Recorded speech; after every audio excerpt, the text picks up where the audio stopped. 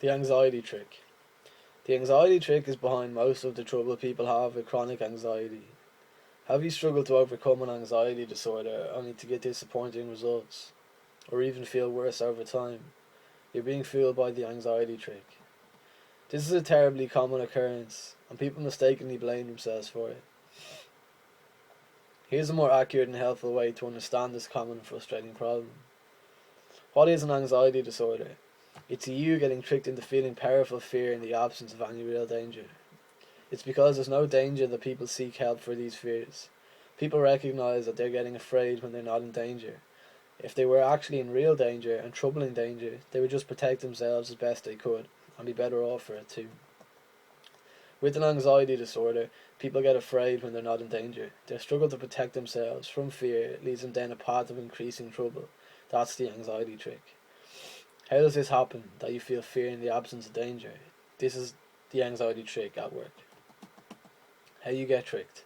If you have a panic disorder, you keep getting tricked into believing that you're about to die, go crazy, or lose control of yourself. If you have social phobia, you keep getting tricked into believing that you're about to look so unreasonably nervous in front of people that you'll be completely humiliated and be cast aside by your community. If you have specific phobia, you keep getting tricked into believing that you're likely to be overcome by some external object or animal, or by your fear of it.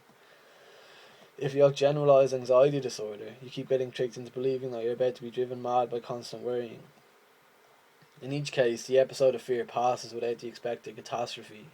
You're none the worse for wear, except that you're more worried about the next episode. The details seem different, but it's the same anxiety trick. The anxiety trick is this: you experience discomfort and get fooled into treating it like danger. What do we do when we're in danger? We only have three things: fight, flight, and freeze. If it looks weaker than me, I'll fight it. If it looks stronger than me but slower, I'll run away. And if it looks stronger and faster than me, I'll freeze and hope it doesn't see so good.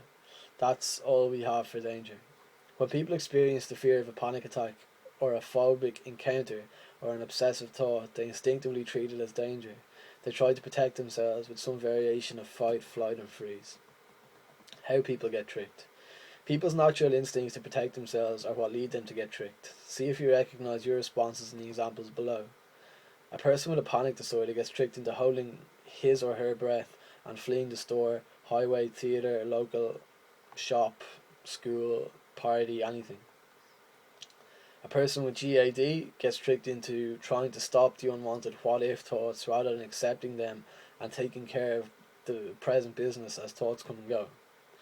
A person with social phobia gets tricked into avoiding the party or hiding in the corner if he attends, rather than saying hello to a stranger and seeing what happens. A person with OCD gets tricked into repeatedly washing his or her hands or returning home to check the stove rather than accepting the intrusive thoughts of contamination and fire and returning his energies to the present activities at hand. Now, a person with a dog phobia gets tricked into avoiding the feelings by avoiding all dogs rather than spending time with a dog until the feelings pass. What maintains the anxiety trick?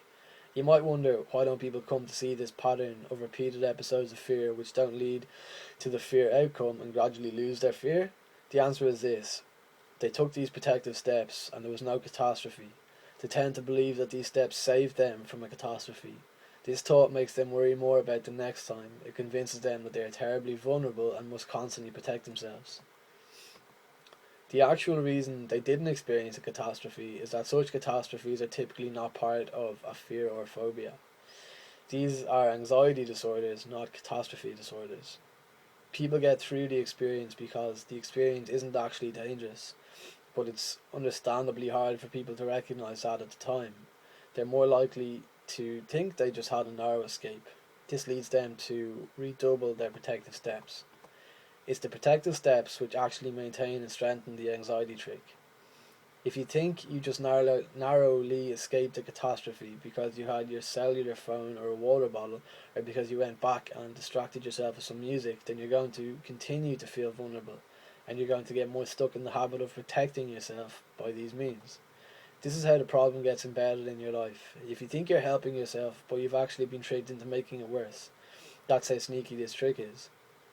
This is why my people that I talk to and people that I see with anxiety disorders so often say, the harder you try, the worse it gets. If the harder you try, the the worse it gets, then you should take another look at the method you've been using. You've probably been tricked into making yourself protect yourself against something that isn't dangerous, and this makes your fear worse over time.